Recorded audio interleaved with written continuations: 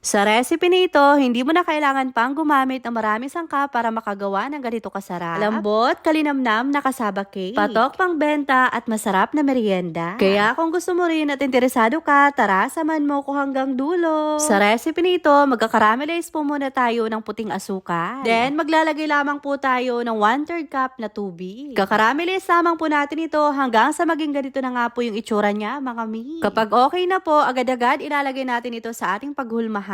Set aside natin at dumako naman tayo dito sa ating 3 cups na kinayod na kamuting kahoy. Bahagya lamang po itong napigaan para hindi po maging dry itong ating kasaba cake. Next naman, ang ating 3 cups na coconut milk. Kung wala kayong coconut milk, pwede naman pong ibap milk, pero para sa akin mga mi, mas the best po kung gata ang gagamitin natin. Ganon din po dito sa ating isang latang kondensada. Wala kayong kondensada, pwede naman ang puting asukal, pero para sa akin po, mas creamy kapag kondensada ang gagamitin natin. Optional lang po itong food color na yellow, pwede naman kahit hindi na kayo maglagay. Bali na mahalo ko na po pala na ma-well blended na nga, inilagay ko na po dito sa ating paghulmahan, then mag-steam na po tayo. Pero bago yan mga mi, kailangan po tatakpan muna natin ito ng foil para hindi po ito matuluan ng tubig. At napaka-importante po na bago natin ito isalang sa ating steamer, kailangan po kulong-kulo na yung tubig. Then, steam po natin ito sa medium heat ng 40 minutes. Makaraan nga lang pong 40 minutes, eto mga mi, at luto na nga po itong ating kasaba cake. At habang mainit-init pa nga po ito, eto po at tinanggal ko na sa kanyang paglalagyan. Sa ganitong paraan ko nga lang po pala ito tinanggal dito sa kanyang paglalagyan, mga mi. Gumamit lamang po ako ng spatula para hindi naman po pangit yung gilid niya. Then, itinob ko nga lang po ito, mga mi. Agad-agad naman po matatanggal ito sa kanyang pinagulmahan. At hindi ko na nga rin po papatagalin pa habang mainit-init pa, eto nga po at hihiwain ko na sila. Sa ganitong paraan ko nga lang po ito hiniwa at tingnan nyo naman nga mga mi kung gaano ito kalambot. Ang nagustuhan ko pa nga dito sa ating kasaba cake, hindi po nakakaumay yung sarap niya. At higit sa lahat, kahit abutin pa ito ng kinabukasan sa ref, hindi po ito agad-agad titigas. Yes mga mi, kaya naman pwede po talaga itong pangbenta. Kaya naman kung marami kayong kamuting kahoy, subukan nyo na rin ito. Ilang sangkap lamang ang kailangan at madali lang din gawin. Kaya kung katulad kita na mahilig sa mga ganitong klaseng kakanin, ay naku mi, wag mo na itong palampasin. Gumawa ka na rin at pwede mo itong pagkakitaan. O siya mga mi, bago nga matapos ang video na ito, mag-comment ka na sa baba. I-comment mo na sa baba kung mahilig ka din ba sa mga ganitong klaseng pagkain. At ilagay mo na rin kung taga saan ka para meron naman akong idea kung hanggang sa nakarating itong aking video. Mga mi, pagkatapos ko nga magluto habang nagpapahinga ako, naglalaro na nga po ako nitong paborito kong nilalaro. Nag-cash nga ako ng 200 para meron akong puhunan at meron pa akong nakuhang 50 na free coins. At alam nyo ba mga mi, siniswerte nga ako ngayong araw dahil eto nga at naka-jackpot ako dito sa color game. 10 pesos nga po yung taya ko bawat kulay, pero tingnan nyo naman mga mi at nanalo nga ako ng jackpot ng 1,500. Yes mga mi, legit na legit po, nanalo ko ng